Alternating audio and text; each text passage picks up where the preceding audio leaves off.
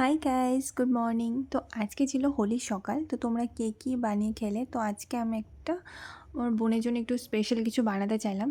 তো ফার্স্টে আমি নিয়ে নিয়েছি একটা প্যান। আজকে আমি একটা কিছু স্পেশাল বানাচ্ছি। তো আজকে যেটা বানাচ্ছি সেটা হচ্ছিলো চিজি গার্লিক মাশরুম টোস্ট, যেটা ব্রেডের সাথে এনজয় করা যায়। তো ফার্স্টে নিয়ে নিলাম প্যান, সেখানে দেখতে পাচ্ছ বাটার দিয়ে দিলাম, তারপরে গার্লিক দিয়ে দিলাম। আর গার্লিকগুলো যখনই একটু গোল্ডেন ফ্রাই হয়ে যাবে তখনই সাথে আমরা অনিয়নটাকেও ফ্রাই করতে দিয়ে দেবো। তো যখনই এই অনিয়নগুলো খুব সুন্দরভাবে একটু হালকা নরম হতে দিতে হবে, যখনই খুব সুন্দরভাবে এটা ফ্রাই হয়ে যাবে তারপরে কিন্তু আমরা আমাদের মাশরুমটাকেও অ্যাড করে দেবো এর সাথেই। তো যখনই বুঝতে পারবো যে ফ্রাই হয়ে গেছে তখনই আমরা এর সাথে মাশরুমটাকেও অ্যাড করে দিচ্ছি। তো এই গেল আমাদের মাশরুম।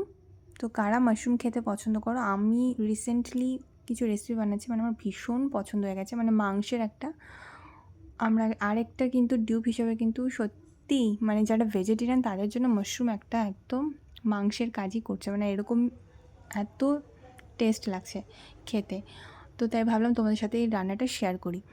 তো এবার মাশরুমটাকে ভালো করে আমাদের কিন্তু খুব সুন্দর করে কিছুক্ষণ সময় নিয়ে ভাজতে হবে।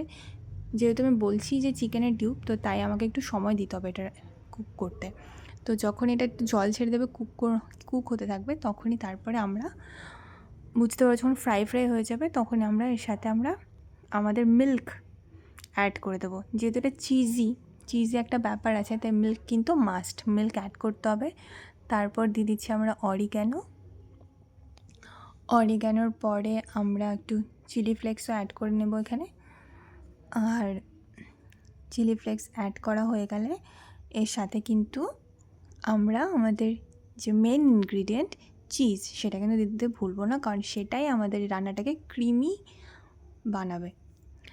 তো দেখতেই পাচ্ছ যখন এটা খুব সুন্দরভাবে বেশ একটা কুকিং প্রসেসে আছে তখনই আমরা আমাদের চিজটাকে কিন্তু অ্যাড করে দেবো। তো আমরা আমাদের চিজটাকে সুন্দরভাবে অ্যাড করে দিচ্ছি, আর এটাও কিন্তু একটু মেল্ট হতে সময় লাগবে। এই মেন জিনিস হচ্ছিলো এটাই। তোমার দেখো রেসিপিতে যতটা তুমি সময় দেবে তত কিন্তু রেসিপির টেস্ট বাড়বে, এটা আমি সবসময় ফিল করে থাকি। তো বাস এভাবেই একটু কিছুক্ষণ সময় ধরে এটাকে বয়েল করে সুন্দরভাবে একটা, যখনই তোমরা রান্না করতে বুঝতে পারবে যখন এটা পুরোপুরি চিজি ক্রিমিনেস চলে আসবে, ঠিক তখনই কিন্তু এটা বুঝতে পারবে যেটা হয়ে গেছে। তো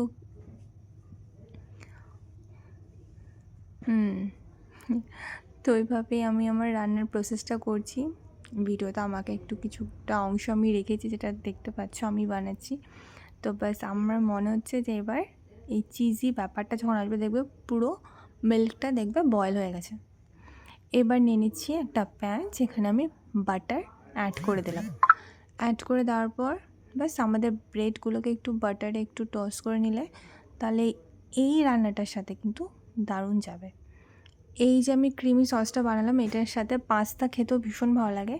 তো আজকে পাস্তা আরেকদিন শেয়ার করব আমি আজকে, তাই এবার সেই বাটার ব্রেড দিয়েও একটা তুমি মর্নিংয়ের ব্রেকফাস্টের জন্য কিন্তু এটা একটা দারুণ অপশন হতে পারে, তার জন্য একটা healthy option.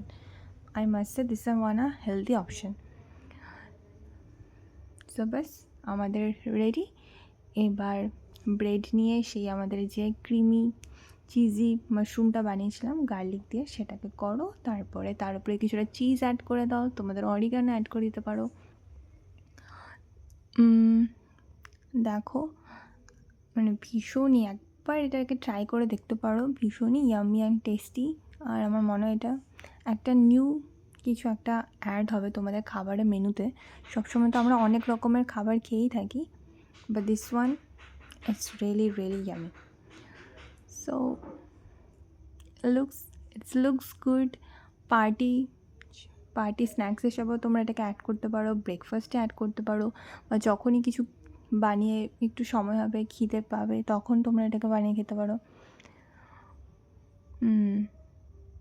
It's really really so good. So I hope যে তোমাদের হোলি খুব ভালো কেটেছে। Happy Holi guys, and this is the recipe. Okay, bye guys.